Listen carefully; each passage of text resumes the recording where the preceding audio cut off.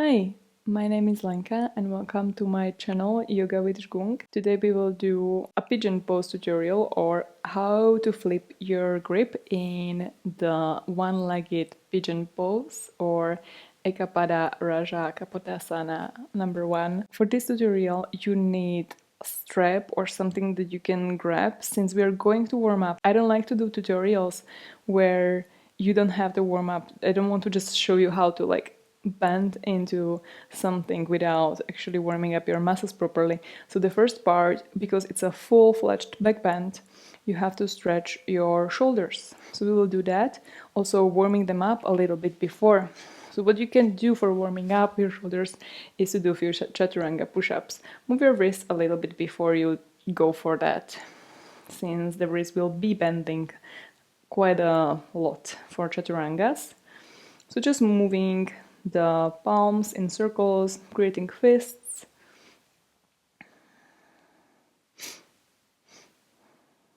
And then you can also do chaturangas with your knees on the ground. Since these are easier, I like to turn my fingers slightly out with the index fingers at least facing forward. And then I walk my knees back so I can have my hips in one line in between the shoulders and my knees. Then squeezing your belly and your glutes also, and then leaning forward a little bit before you bend the elbows and you come down and then you push up and going for, let's say, 8.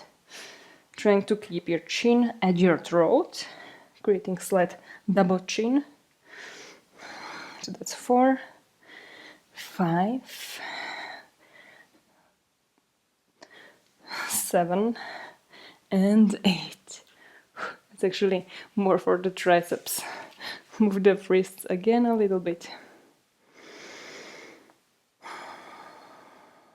Another way to warm up your shoulders and also make them more flexible is trying to do the shoulder flossing. Shoulder flossing. For this one, grab something that is long. If your shoulders are really inflexible, then you probably might need more than this length, even like this long. Try what is comfortable for you to go all the way back and then going a few times with this kind of comfortable length, trying to lift the shoulders up as you go up and then going slower from through that part where it's super hard. And again, lifting shoulders up, shoulder blades up, and going down. And go for 5 more like this. Inhaling up, shoulders lift, exhale back. Inhale up, exhale. Few more times. I don't know what did they say? They say 5 or 6.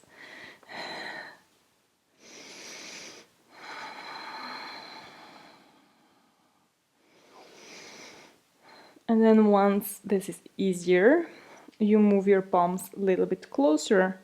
You try to pull the strap apart, but wrapping the triceps in as you reach your arms up, shoulders up, shoulder blades up, and then you go for a slight internal rotation, going back and down with your shoulders and up. And keep your elbows straight, keep going through both shoulders at the same time, not trying to bend and going from one side and then the other. That doesn't do anything for your shoulders. So really truly going up, elbows straight and back. And going slower through that part where it's really hard without doing any kind of facial things, maybe. Okay, that's enough. Come to your tabletop. Few cat-cow flows for your back muscles to start working, starting in your cow tilt and exhaling into your cow or cat. Inhaling into your cow, maybe even looking up to stretch your throat. And exhale, squeeze your belly as you round your spine. Inhale, imagine you want to pull the chest bone forward as you roll the shoulders back, keeping the neck long. And exhale, press all the way. Inhale for 3 more. Exhale. Inhale, imagine you want to slide the palms towards your knees. And exhale, rounding. And 1 more, inhale. And exhale. Then let's take 1 knees, chest, chin, so you can take your toes. You start from your cow pose. You lean, you bend the elbows, squeezing them in, bringing the chest forward between the palms and the chin on the mat. Then here you can try to lift your chin, rolling the shoulders away from the ground. Maybe you lift your knees rather, or your heels. You can do both. You can lift your heels to warm up your hamstrings a little bit, squeezing the heels towards your hips. And then maybe you tuck your toes and you lift your butt up, your knees up. Keeping your belly engaged as much as possible. Carefully release, slide onto your belly. Or you can roll your spine on your belly. Bring the feet as close as possible. Squeeze them towards each other. And squeeze your glutes. And then try to lift your chest. Lift your palms away from the ground. Rolling the shoulders back. Long neck. Inhale.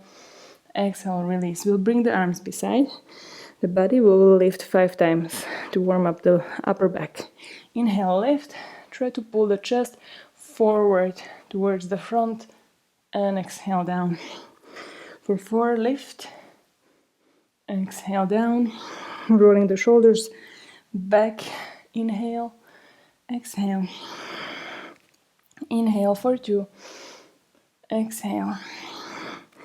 And last one, and hold. Your legs are active, your belly is active, your chest is reaching forward. You can even look up. Inhale. And exhale down. Press back into your tabletop position. And then combining the shoulder stretch and your back stretch, or front stretch rather, puppy pose. Walk the fingers forward very far and keeping them as wide as your shoulders, or maybe even closer if you want to go for a deeper shoulder stretch. Wrapping the triceps in for external rotation in your upper arms. And then find length. Bring the belly in, inhale. Exhale, forehead down, or if you can, chin down. Trying to bring your chest closer towards the ground. Keep breathing here. So the chin is resting. Maybe your chest will touch the ground. Maybe not. It took me several years to find just a little bit of contact. Inhale. Stretch for your arms so your elbow pits wants to look up. 2 more breaths. Inhale. Exhale. Inhale. And exhale. And come away and peel yourself away from the mat. Walk the palms back. And from your tabletop, just step your right foot forward. Now we will go for a slight hip stretch for the pigeon. So the point is to stretch your front hips at this point. So you want to find a lot of stretch here on your left side as your right leg is forward. However, the way you can do it is to bring your hips forward and down, but keep some kind of engagement in your feet. So pressing from your feet down, even as much as you, as if you wanted to lift your left knee. And squeezing the inner thighs together to keep your pelvis neutral, because usually it will tilt a little bit. So inner thigh muscles are essential for this, squeezing the outer hips, especially your left glute, working, not keeping it sad here, really working on opening your front thigh, and then trying to bring your belly away from your right leg, your right thigh. You can bring your arms up, inhale, maybe lift the back knee up, keep your legs super strong, engaging. Your feet are in two lines, by the way. I should have said that at the beginning. And exhale, bring the knee down, swipe the arms back, flex your right foot, bring the hips back over your left knee. Inhale forward and up, low lunge. Belly away, exhale, half splits. Two more. Inhale up. Legs are still working, exhale back. One more, inhale. And exhale back. This time bring the fingertips down. Stay here for a little bit. Trying to find longer spine. Exhaling, folding. Okay, then we will jump, switch the legs. The palms can come down. Framing your front leg. You can step your back foot a little bit closer just for you to be better at the jump switch. Better than me for sure. So the left leg is forward. Inhale. Come up a little bit higher with your hips. Squeeze the thighs together. Press from your feet all the way down into the mat. And then engage your right glutes as you bring your hips lower, belly away. Inhale. Exhale, hips lower and more forward. One more inhale. And exhale. Reach your arms up, inhale. Exhale, bring the hips back. Careful as you flex your left heel, your ankle. Inhale forward, reach your arms up. You can try to lift your back knee and exhale, back, half splits. Inhale, forward and up. And exhale, back, last one. Inhale forward, reach your arms up, exhale back. Bring the fingertips down. Inhale, lengthen in the spine. Engage from your legs and allow your left hip to fall down. And exhaling, folding. And again, we'll switch. Palms down. Jump and switch. This time, bring the right shin down into the mat. So this is already pigeon pose. It's not the king pigeon. It's just the pigeons. The king pigeon is if you go for the back bend, and at the end the non-one-legged but two-legged king pigeon is on your shins only, while your body is back and your elbows are on the ground. And this is the variation with one leg, which is much easier, at least for me. So what you want to do from here is to release your right glutes and outer hips. In order to do so, this feels comfortable and you can just release your hips all the way down. Then you just go and fold forward. And you can bring your right shin a little bit more forward if you want to go slightly deeper into the stretch. I like to keep my back toes tucked to keep my back leg also engaged, not having this kind of sickle that sometimes happens at the back foot. And keeping, it will allow you to keep your hips more squared forward to have bigger stretch on your left inside thighs or front thighs. So we can fold from here for now. If you are really high, you can stay here. You can come onto your elbows and be here a little bit higher, actively pressing from your right shin. Or you can go all the way down, folding by bringing your forearms forward in front of you and resting your forehead on your forearms. Then trying to relax any tension in your face, in your jaw, and breathing into those hips. Big breaths in through your nose and out through your nose. Go for one more and exhale. Then walk the fingertips back again, maybe without actually the hands on the ground. You can lift, engaging from your legs. I like to put one hand on my knee, one on my foot, squeezing the inner thighs, or at least the left hip forward as I press away with the belly. And then release, palms down, and change. You can again try to jump switch. Bring the left shin down this time, walking the back foot more backwards. Inhale, lift. Again, making sure that your right glutes are engaged, that your feet are pressing, they're engaged. Maybe trying your balance here without the hands. Reaching your chest higher, keeping your belly engaged, and then eventually coming onto your elbows, spending some time here, releasing the hips down. If you don't feel the stretch, maybe bringing your foot more forward. The stretch should not be in the knee though. There should be no discomfort in the knee.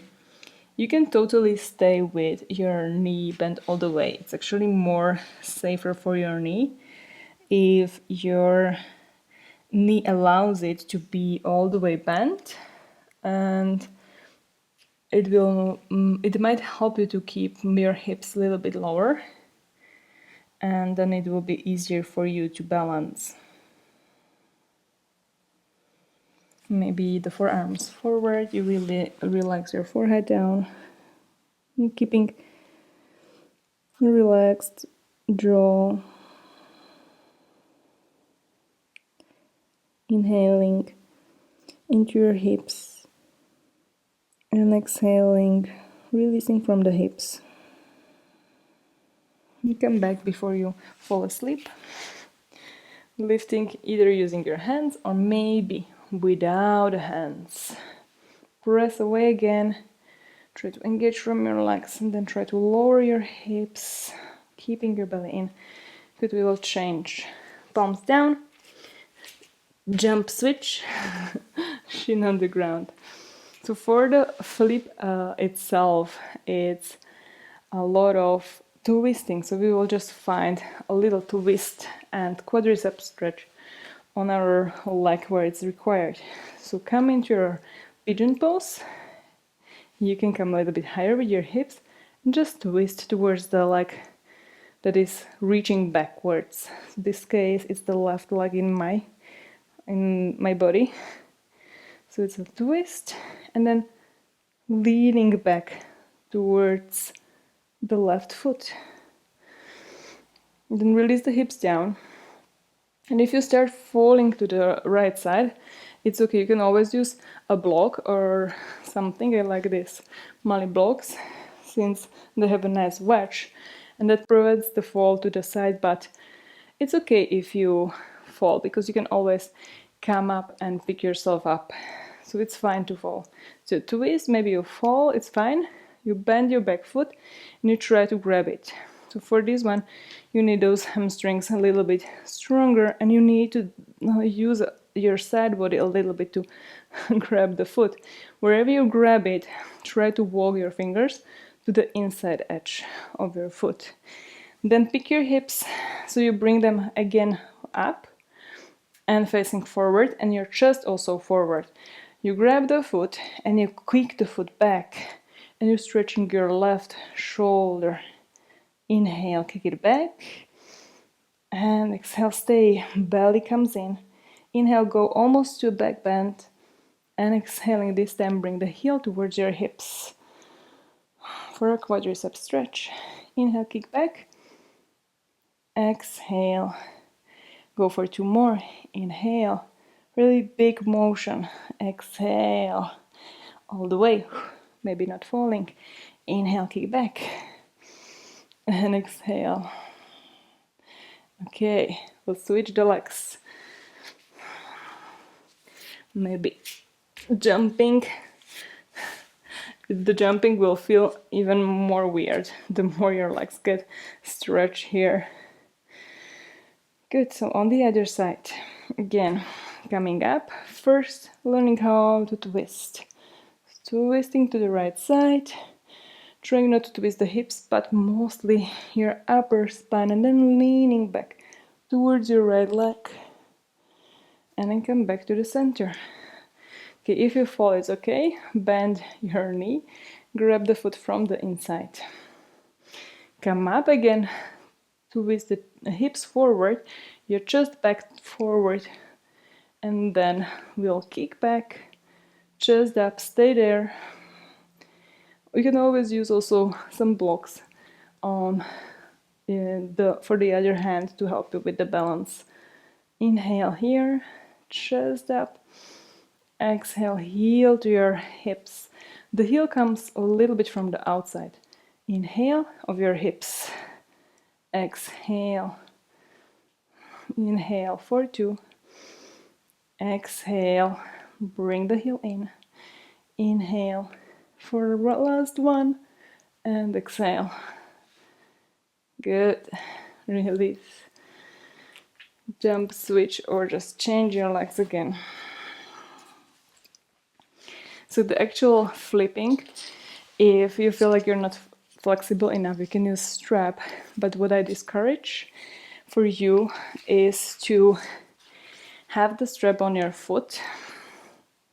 And by the way, this is not the yoga strap, it's for my camera. I don't know where my yoga strap is, but I guess I'm using this. So it can be anything you can find at home. It can be a belt or something.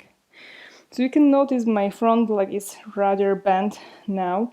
That helps me to not be falling and being pretty close to the ground, having the hips a little bit more open.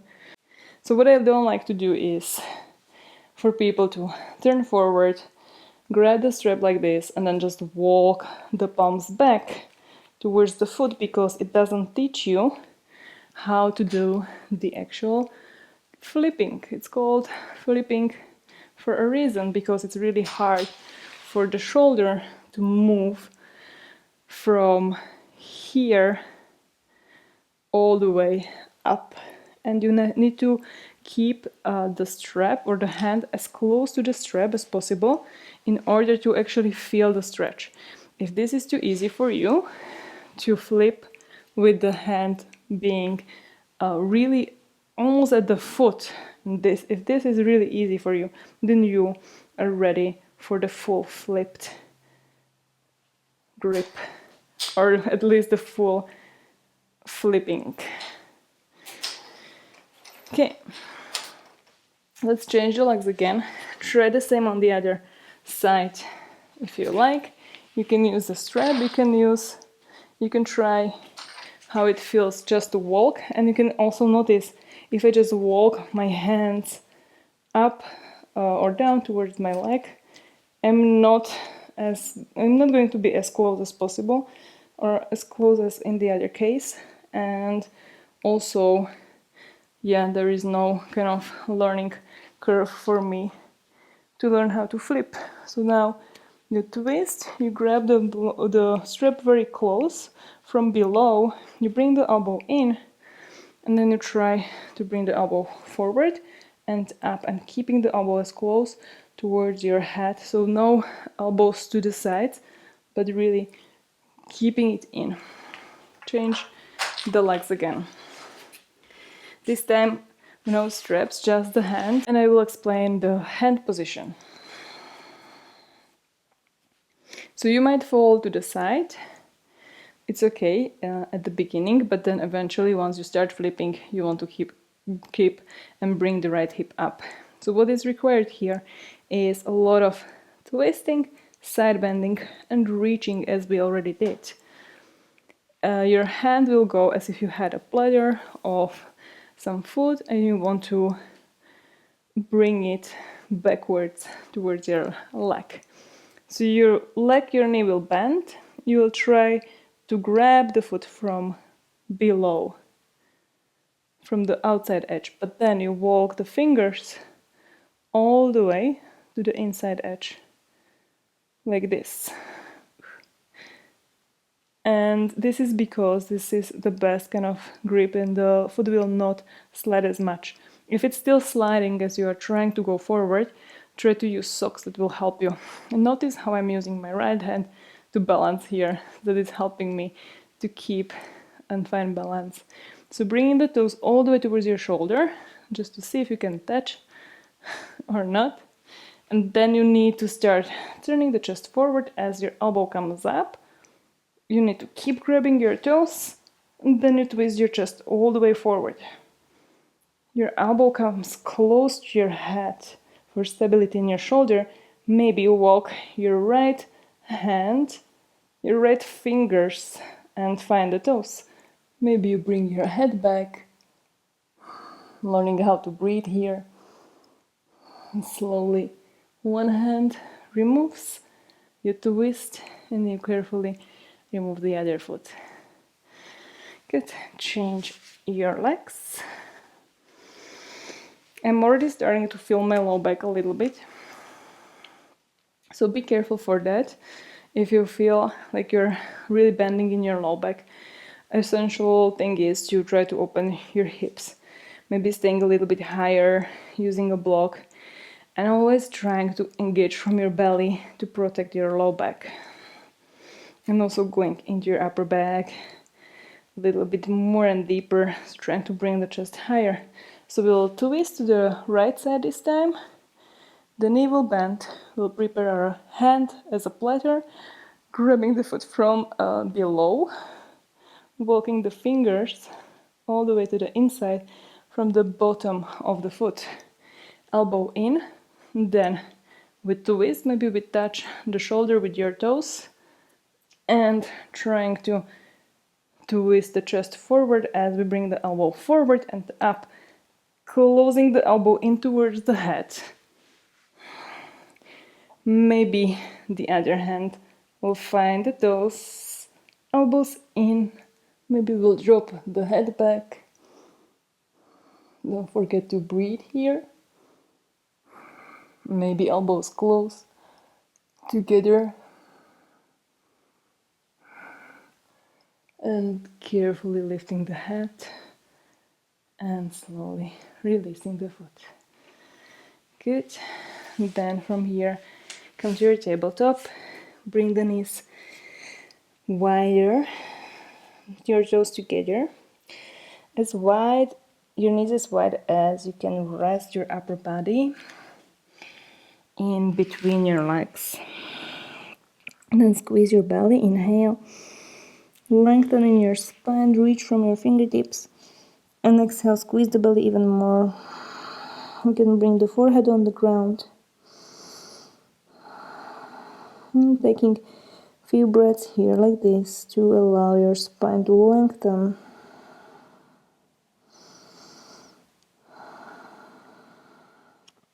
And then from here, I suggest to take some twists.